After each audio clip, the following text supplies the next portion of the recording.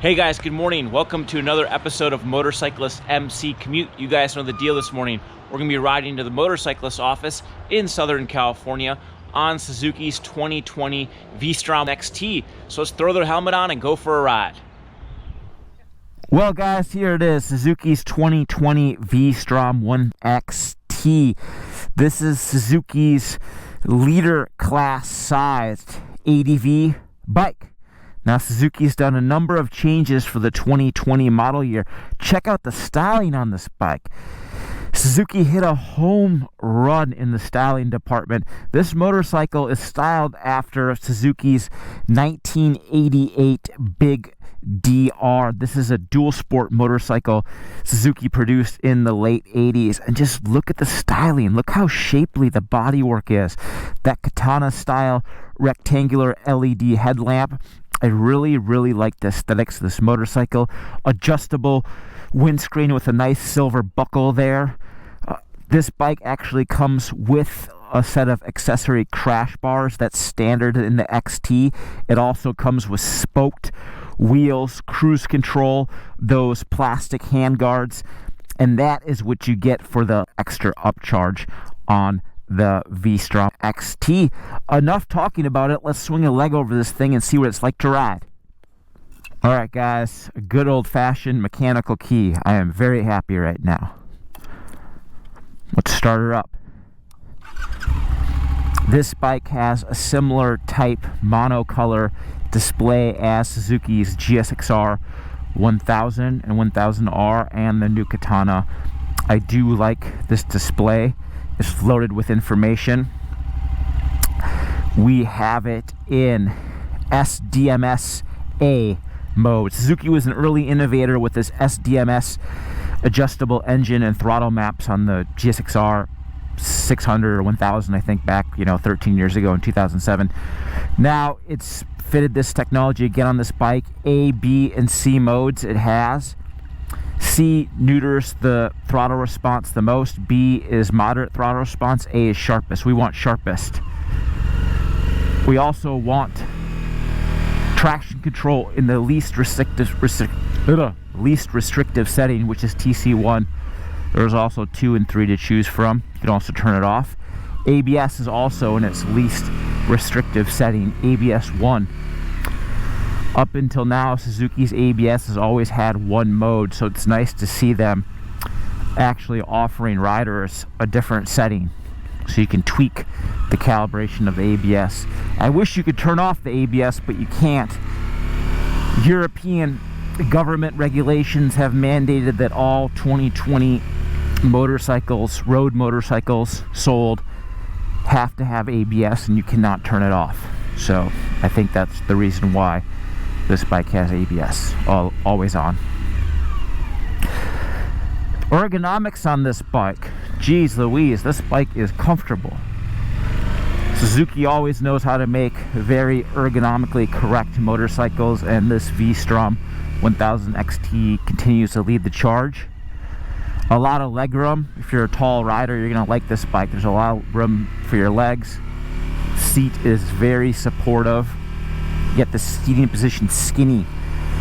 This 1037cc V-twin engine affords a very narrow riding position, but we'll get back into that in a second. I like the handlebar on this motorcycle. That's a big noticeable change compared to the previous V-Strom. This handlebar seems to have a lot more rearward sweep, and I actually like a lot of rearward sweep for street bike riding, for just touring and general street bike riding. It makes for a real comfortable riding experience. Off-road, not so much, but for straight like sport touring, this handlebar setup works really good. Of course, you can roll the bars forward or back depending on your preference, and the clutch and brake lever have adjustments so you can move the position in and out based on your hand size. No quick shifter, no auto blip downshifter. I would have loved to have seen that feature on this motorcycle, especially for its $14,700 asking price. But the hydraulic clutch has good feel. Nice light push. Of course, the hydraulic fluid assists that. Cruise control, thank God. This motorcycle has cruise control. That's another feature specific to the XT. The standard V-Strom 1000 does not come with cruise control. This thing does. And the cruise control works well. Ride-by-wire throttle control system has afforded Suzuki the ability to add cruise control, and the cruise control is very accurate. Set it and forget it. It'll hold the speed with extreme precision, whether you're going up a hill, down a hill.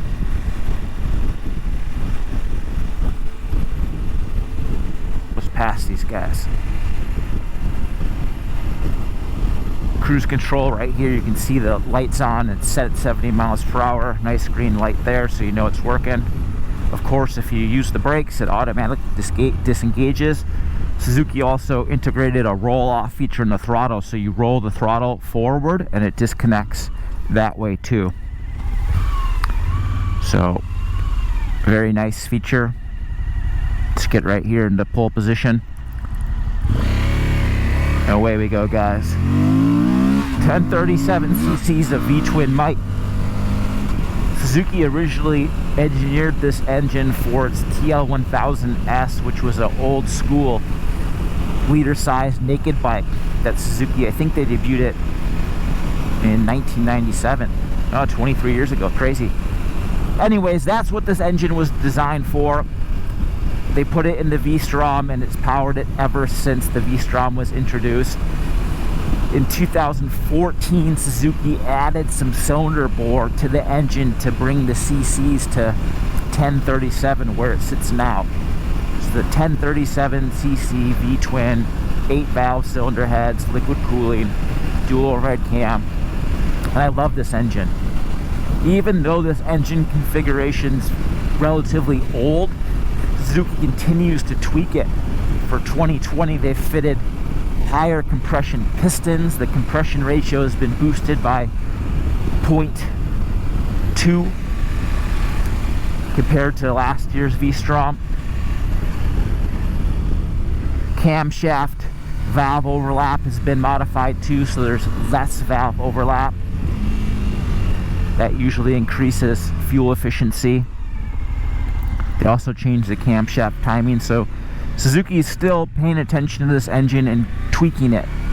And I like this engine a lot because it has this character, this feel to it that makes riding a motorcycle fun. It's not just like a cookie cutter Japanese motorcycle engine. A lot of torque, 66 foot-pound of torque at the back wheel. That's last year's bike. This thing should have even more power. What do you think, guys? Should I pass this guy? I should pass him, don't you think? Alright guys, we're on the historically bumpy stretch of road. Just over 6 inches of suspension travel on this V-Strom. And I like the suspension on this motorcycle a lot. It soaks up the rough stuff very well and delivers a very plush ride, but it has some decent road holding when you lean on it.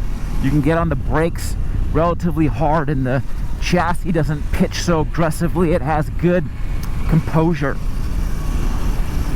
For road riding, this chassis works extremely well. It's a very competent EDV bike on the street. Spring preload, compression and rebound damping adjustment are all available from the fork. The shock operates through a linkage, which is always nice, usually gives better compliance over bumps, and has a handy spring preload knob so you can adjust the ride height or position of the rear end of the bike based on your preference, but what you like. I usually like to have a little bit of ride height in the back of these bikes just so they steer real sharp. So you can do that really easily with the handy preload knob. There's also rebound damping adjustment too, so you can tweak the action of the shock, the return action. Very nice. Mirrors provide a nice clear view of what's going behind. Even though this engine has some vibration, it's not excessive at all.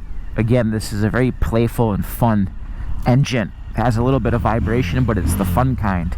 Suzuki put some rubber inserts in the handlebar to help quell some of that vibration. There's also rubber inserts in the foot pegs, which are also bigger for 2020. You can remove that rubber to have better grip against your boot if you're riding off-road. Unfortunately, this time we're not going to be able to ride this bike off-road. We just don't have the time to do it today, unfortunately. And that's really one of the only real strikes I have with this bike historically, is just the V-Strom's off-road capabilities always lacked compared to the modern adventure touring rigs. And a lot of that comes down just to the wheel size. This thing's rolling on a 19-inch front wheel and a 17-inch rear. And while that combination works really good for road riding, off-road you just don't have access to the really good off-road rubber. And not having a 21-inch front, you got to have a 21-inch front off-road. You have to have it. You're not going to be able to roll over big obstacles and hit stuff unless you got a 21-inch front. Same goes with the rear. You got to have an 18-inch rear. And that's what all dirt bikes have, 21-18. You have to have a 21-18 if you really want to get some off-road. And nowadays, all the tire manufacturers, they make awesome street and dirt rubber in 21-18 fitment anyway, so there's really no point in not fitting that wheel size on a motorcycle, I think.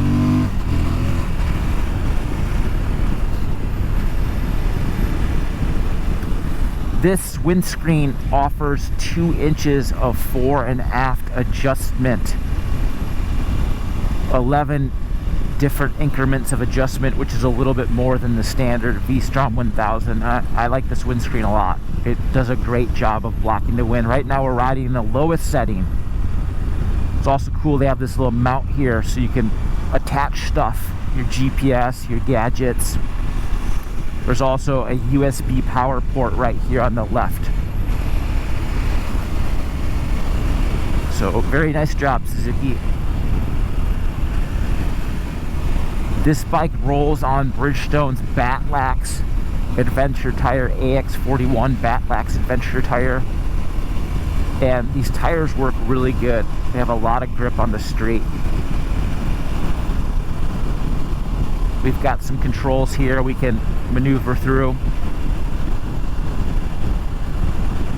to see the various vehicle settings. Fuel mileage, we've been averaging in the low 30s, right around 32, 33 miles per gallon on this bike. But to be fair, we've been giving her the beans and we ride her pretty fast just because she's such a playful motorcycle to ride. A 5.3 gallon fuel tank on this motorcycle, which is decent sized. It could be bigger for sure. 6 or 7 gallon tank would be even more awesome. I love being able to go far distances without having to top off the tank.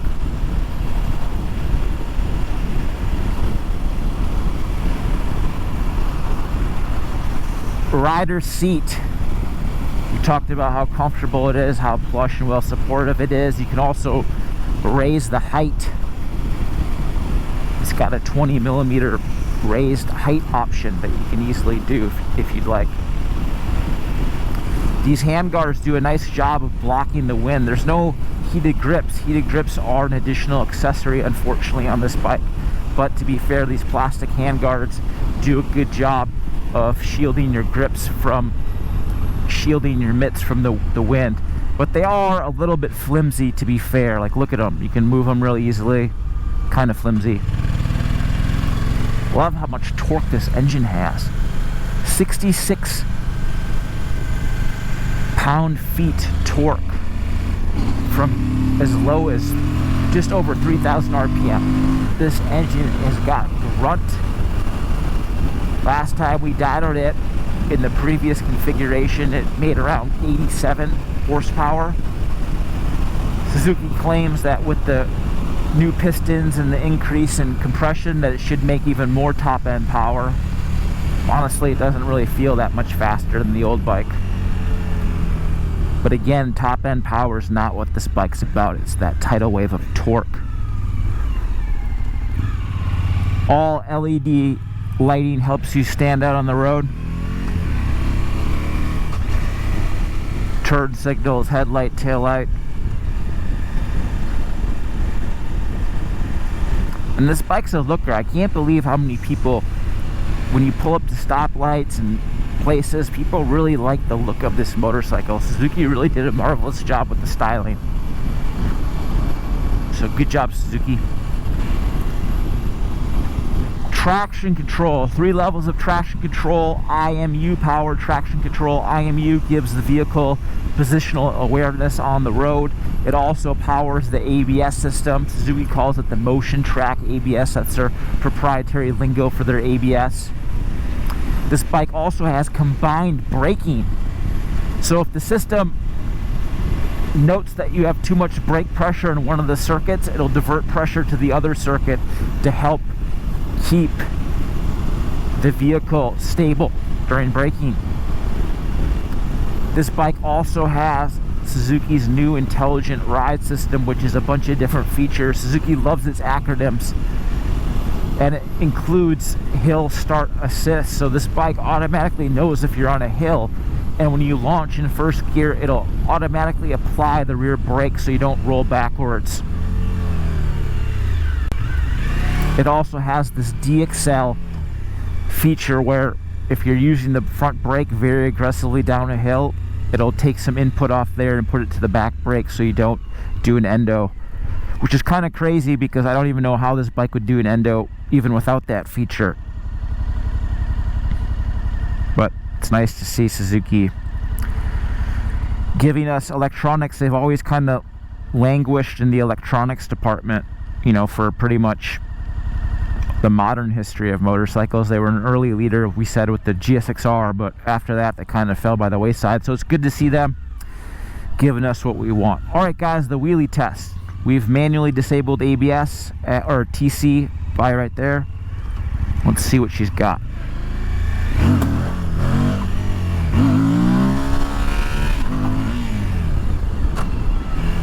That wasn't my best wheelie, but that's how we'll do it this time. Backer and test. That big 2 pistons, they want to backer in, but the slipper clutch and the ABS won't let you. I'll still forgive this bike because I like it because it's so comfortable. Alright guys, that was a real fun and comfortable ride to work on Suzuki's 2020 V-Strom XT. If you guys didn't know, I'm a big fan of this bike.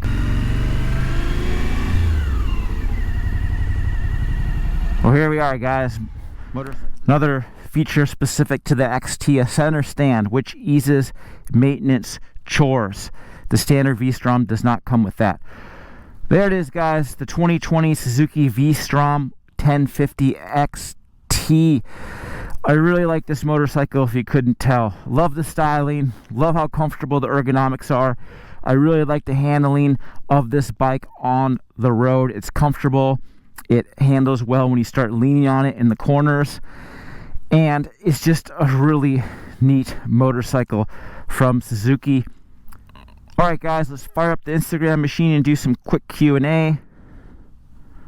Let's go straight to the top here. Is it a good all-road bike? This is a great road motorcycle. If you're going to be riding on the road to distance places and maybe doing some fire road riding too, this bike is excellent. I would totally get it. Does the Katana know the V-Strom just stole its graphics? Ha ha ha, very funny. I like the way this thing rides. How many RPM? 6 gear, 80 miles per hour. Very low RPM. I don't know the exact specification on that. I should have noted that, but it's very low. These V-twin engines make a lot of torque, so they don't have to rev very hard to make the power they need to cruise at that speed. So if you like cruising at low RPM at high speeds, this V-twin engine configuration is for you. Overall ownership costs must be lower than BMW GS. Both motorcycles don't really cost a lot to run. It's kind of about the same, to be honest with you. How's the dash? The dash on this bike, it works well. Loaded with features, pretty easy to use, but it's monocolor. Only one color, only LCD.